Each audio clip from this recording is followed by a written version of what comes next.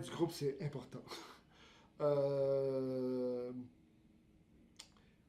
Si on travaille en mode, en temps réel, j'ai une activité synchrone, j'ai une activité, je présente un ou deux concepts, là je peux m'adresser effectivement à l'ensemble du groupe, qu'il soit 20 ou 50 ou même 60.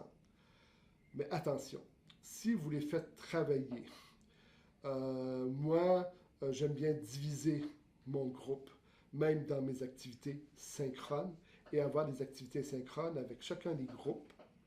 Mais j'enregistre chacune de ces séances de travail-là.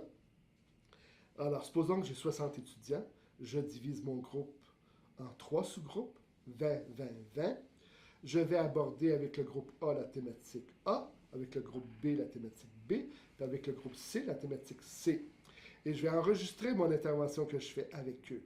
Je vais enregistrer la période d'échange avec eux et je vais rendre disponible aux 2 autres groupes les échanges. Et je vais m'organiser pour qu'il y ait une activité qui les oblige à aller écouter les présentations, les échanges que j'ai eus avec les autres groupes.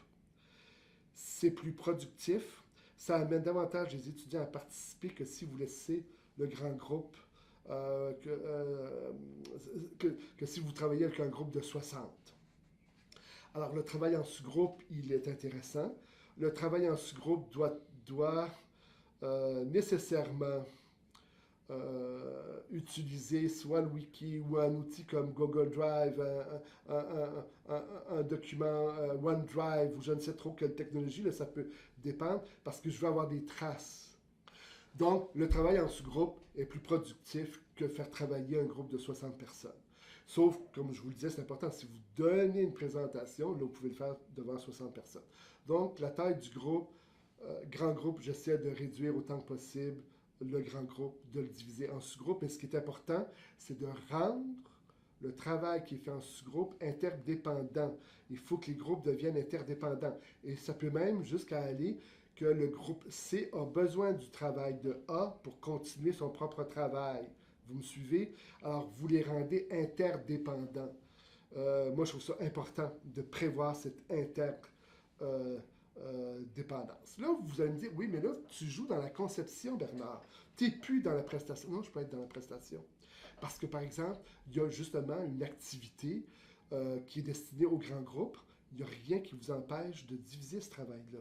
Il n'y a rien qui vous empêche de voir les modalités du déroulement du travail. C'est dans les modalités du déroulement du travail que vous pouvez intervenir lorsque vous travaillez au niveau de la prestation puis que vous n'avez pas travaillé au niveau de la conception. Il y a là, oui, un terrain d'intervention puis qui vous appartient, qui appartient à ceux qui sont en première ligne, qui sont sur la ligne de feu finalement.